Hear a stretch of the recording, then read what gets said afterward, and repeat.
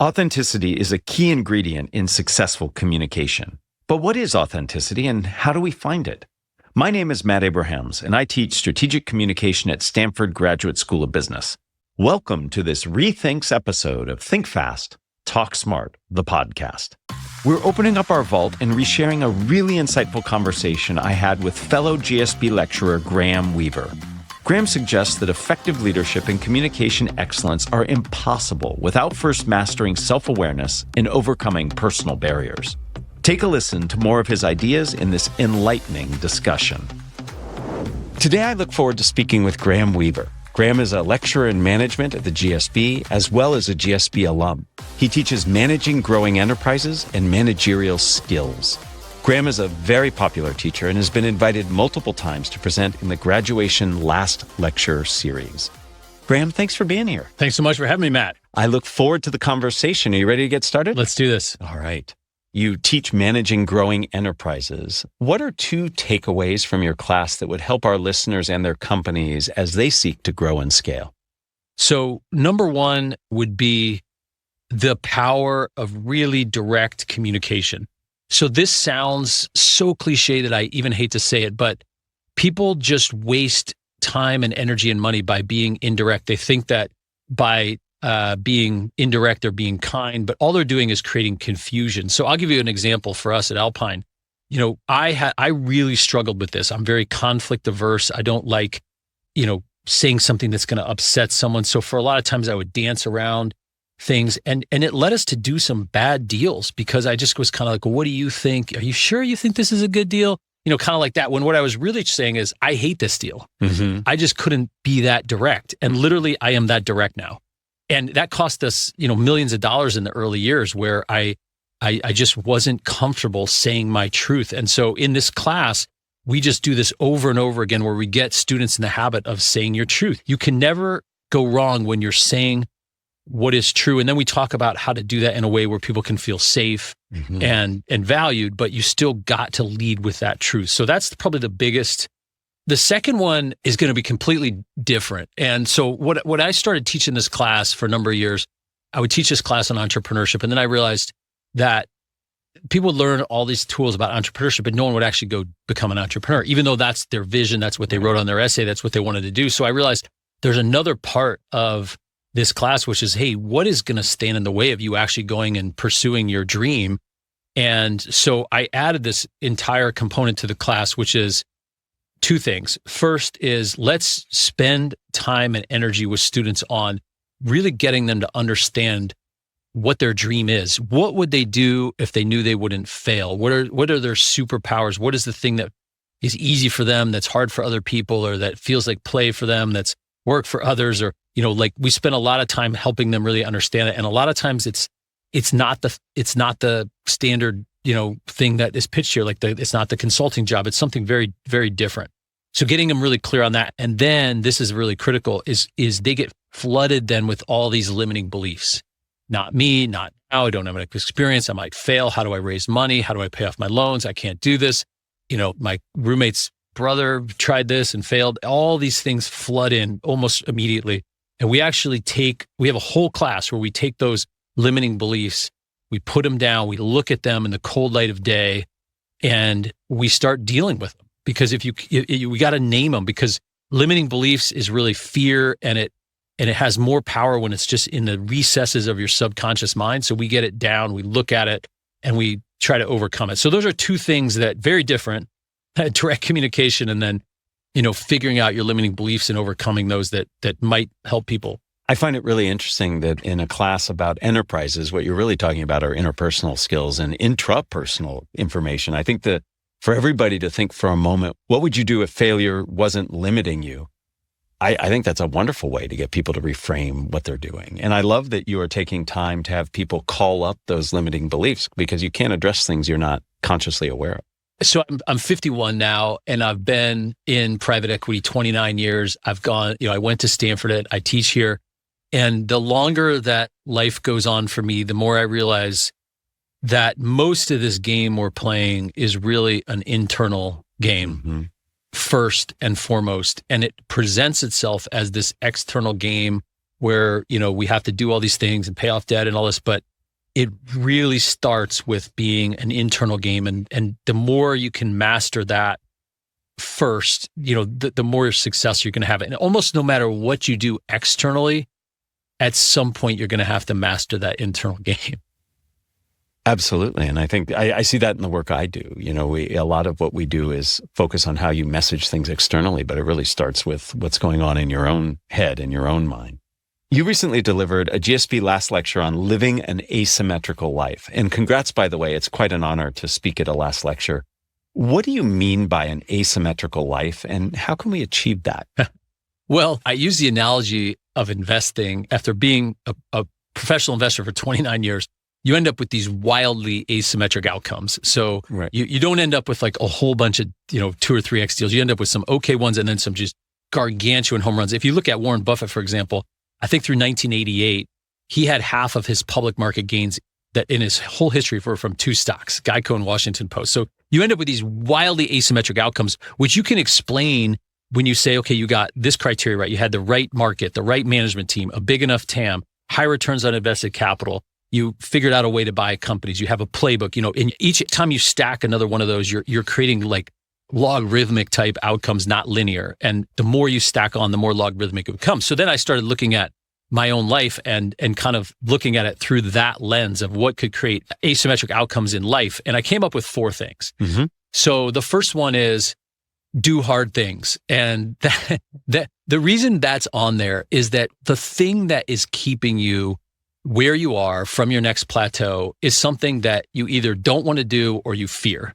So that's why you're stuck where you are right now. Mm-hmm. It's one of those 2 things, maybe both, probably both. Yeah. And if you go after that thing, generally speaking, your life is going to get worse first. So if your thing, for example, is that you need to end a relationship that's not going well, if you just woke up tomorrow and stayed in the relationship, everything's fine. But 5 years from now, it's going to be worse. But if you wake up tomorrow instead and do the hard thing, have the hard conversation, have the breakup, you're going to be lonely. You're going to have to, have that difficulty, but then you're going to emerge and get to that next plateau. So that applies to everything. And I had this quote that I like to say, which is everything you want in this life is on the other side of worse first. And the second one is, so number 1 is do hard things. Number 2 is do your thing. And so you're not going to be amazing at this life trying to live someone else's life. And when you find that thing that you are really excited about, you just show up differently. I worked at a job, I took the safe job when I graduated from school, and I just felt a part of me die. And if you'd asked me at the time when I was in that job, what % of your potential are you unleashing right now, Graham? I probably would have said 60, 70%. Now that I'm actually doing the thing I want to be doing, I look back and I'd say, no, it's more like 4%. And so when you're doing something you're excited about, that's your thing, you're just going to show up differently. And importantly, you're going to stay with it for a lot longer, which is really the key, which is point 3, which is do it for decades. Do your thing for a long time. If you are getting even a little bit better, we have CEOs who have been running their company for 15 years and they're better in year 15 than they were in 14, better in 14 than they were in 13. And, 15 years in, when you're improving, you could be the best in the world at something, but it goes up doing hard things, doing your thing, and then you will be more likely to do it for decades. And the fourth one, which kind of sits on top of everything, is write your story. So what most people do, if you ask them to write a book about their life, they would look back and they would kind of start talking about these events, almost like the events happened to them. And then this happened, and then this happened, and this happened. We have managers, by the way, who do this. Oh yeah, how'd your quarter go? Well, this happened, and then this happened, and this happened. It's like, well, what if you just did it the other way around? What if you write the story first that you want to have happen? Why don't you just do that? Just starting today from wherever you are, write your story about what you want the story to be for the next 5, 10, 15, 20, or your life. You write that story and then make that story happen. And the magical thing happens is the more clear you can get on that story, the more likely it's going to be to happen. So those are the 4 things that I feel like if you stack those on top of each other, you can have, basically anything that you want in this life. I love that it's a playbook, and I love that it's all about initiative and willing to go through the hard stuff to get to the good stuff, and plotting a course in advance of actually doing it to sort of focus you, but also set expectations. And in what you said, I heard a lot of just get to it. Don't waste time. And I love this idea of an asymmetrical life. And I hope everybody listening thinks about those 4 steps and considers, addressing them, maybe not in that order, maybe not right away, but put yourself on a path to do that. Any one of those steps will improve your life dramatically. Right. Any of those 4. If you just do hard things, if you just do your thing, if you just write your story, any one of those will make a dramatic difference in your life. But if you run the table on all 4, that's what I'm saying. You can unlock just about anything you want. I love your passion. I love your ideas. And I see that in your blogs. I enjoy reading your blogs. It's a lot of fun. You're a very engaging writer, and I learn a lot from them as I'm learning from our conversation. I have to say, I was struck by one of your blogs that was all about you attending a Taylor Swift concert. And I'm really curious to have you share with our audience the lessons you learned while you were grooving and shaking it off with Taylor Swift. That's my favorite song, actually. Yeah. Shake It Off by Taylor Swift. So in 2018, Taylor Swift was snubbed for the Grammys. She wasn't nominated, and there's this video of her where she is on the phone with her agent, and she is just crestfallen, and like you can just watch all the energy drain from her face. And then right after that, she goes through this really tough public disaster with Kanye West and Kim Kardashian about, can she use can they use her lyrics on the song, and does she approve it? And the number one trending hashtag on Twitter, number one, was Taylor Swift is over. Can you imagine being her at that point? You're like in your 20s, and the number one trending hashtag in the world is your demise. That's how much people have this venom. And so what does she do? Okay, what would most people do? They'd probably go, they'd probably have this thing, I'm a victim, I'm going to blame, the Kanye West, and this woe is me. And she probably had moments where she felt some of that. I'm sure she did. But instead she said, you know what? I just need to make a better record. That's what she said. She says that on film. I guess I need to make a better record. And so between 2018 and 2022, she put out more songs than she ever did in her whole life on the back of that. And I guarantee you there were days when she just had the covers over her, didn't want to get out of bed, but she put her helmet on, goes to work, and just put one foot in front of the other and did it again and again and again.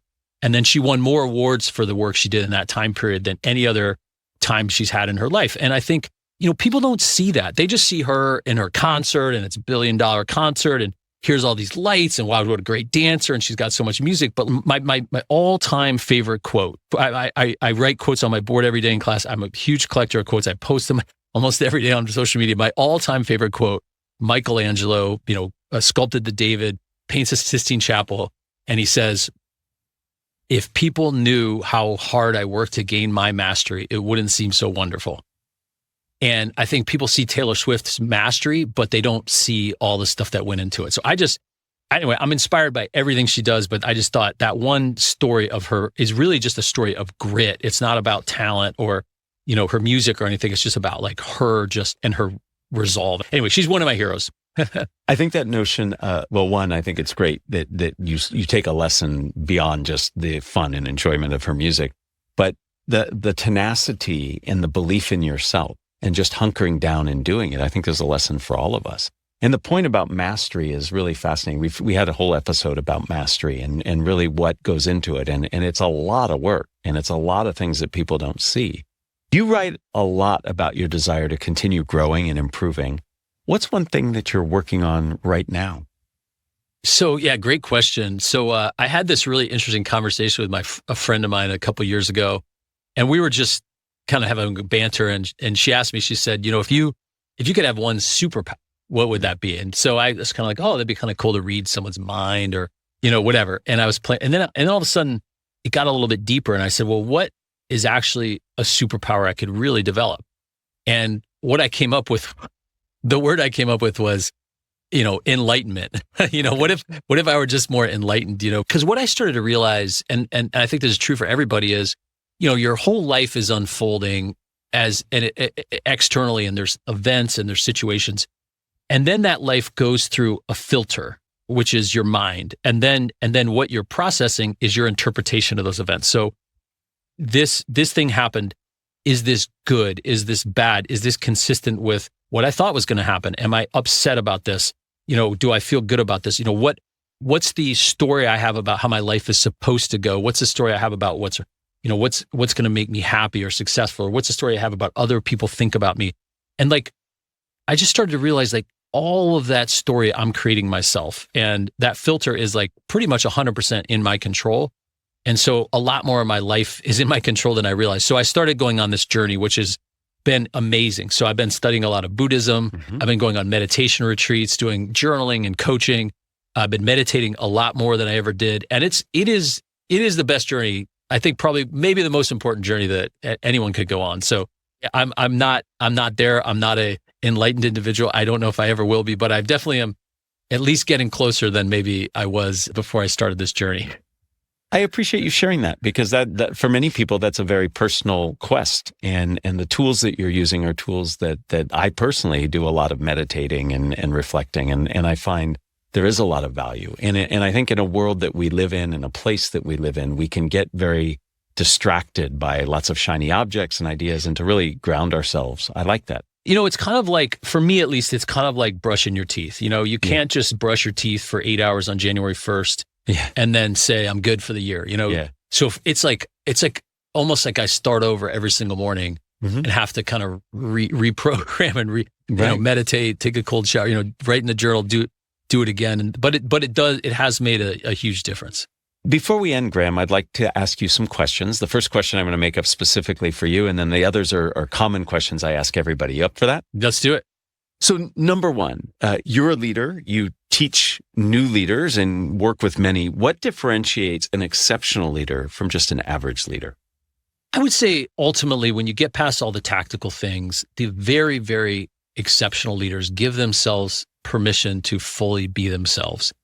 So I'll give you a very simple example in my own life. So I was asked to teach at Stanford Business School. And so my first couple of years, I went and watched all the amazing professors here and learned and wrote notes and everything. And for the first few years, I really tried to mimic them. And, Irv Grousbeck was a mentor of mine. And so I tried to do everything that he did. And I didn't do very well at all. And at some point, I had this conversation with my executive coach who said, Graham, you're going to be a C+ version of Irv Grousbeck, but you can be an A+ version of Graham Weaver, and that's enough. And I think it was the that's enough part that I didn't believe, which is why I was trying to mimic someone else. And so I think, if you're in a leadership role, you're there for a reason. You are an incredibly special person, and you're different than anyone else. And those differences are what make you amazing. And giving yourself permission to fully be yourself is going to be where you're this incredible light, and you're going to do something different than someone has never done before. And so I think it is that permission, and it is realizing like that's enough. That's really powerful, that we just need to be ourselves. And through being ourselves, we can succeed in teaching and leadership and lots of other areas, but we get in our own way. Question number 2, who is a communicator that you admire and why? I'll go with Irv Grousbeck, who teaches here. Yeah. So Irv, I think he's been teaching here for 35, 40 years, and he was a very successful businessman before that, probably best known for owning the Celtics or being one of the owners of the Boston Celtics. Anyway, he was my professor here. I was a case guest in his class for 12 years, and he is also the one who got me into teaching. In terms of his communication, he just models exactly what I would want to teach others and what I want to do for myself, which is he's super direct, he's clear, he's authentic, he's himself. And then like when you're in his presence, you just feel like you're the most important person in the world, and that you're the only person in the world. For that period of time when you're with him, he just makes you feel that way. And he's always been the voice of you can do this, and I believe in you. And that might sound cliche, but when there's someone like that you admire in your early 20s and trying to start a business and it's not going that well, having someone like that just kind of keep you grounded and reminding you that you got this. He's just been unbelievable. So he would be the person I'd pick. Yeah, so Irv has got quite the reputation around here. And many people say and share exactly what you did, is when you're speaking with him, you are in that spotlight and feel that it is just you and him in that conversation. And And that's a very powerful thing to feel like you have somebody's full attention and that they're really there for you. Final question. What are the first 3 ingredients that go into a successful communication recipe? So the first one would be understanding what is your truth. What is your truth? What do you want to say about this situation? And getting clear on that. Giving yourself a little bit of space where you're not reacting, but you're kind of realizing what is your highest value and what is the thing you want to say. And then speak that truth is number 1. 2 would be create safety. People are going to hear that feedback when they're safe. And, the opposite of that would be they're not going to hear anything if they feel attacked or they feel belittled or something. So focus on, Matt, the reason I want to address this with you is I really care about our relationship and I want to see you at this company for a long period of time. That's what I mean by safety. Mm-hmm. And then 3rd is be clear on what you're asking. So like we're having a conversation.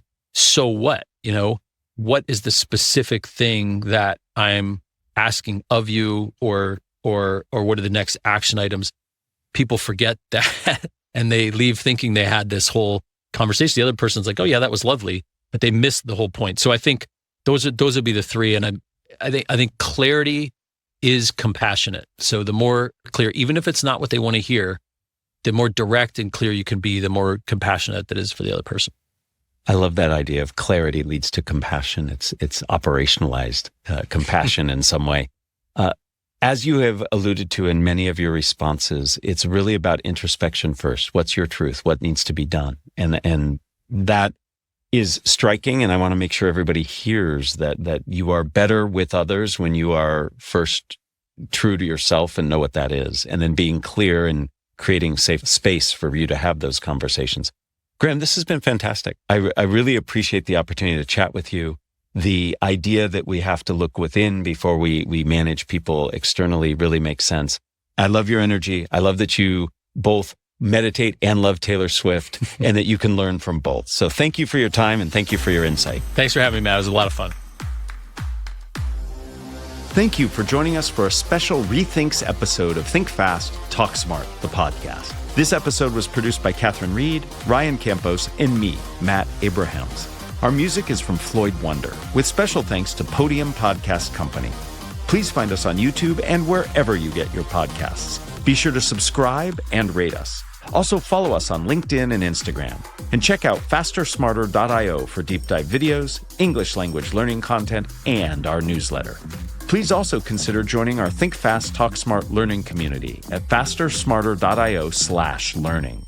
You'll find video lessons, learning quests, discussion boards, our AI coaches, and book club.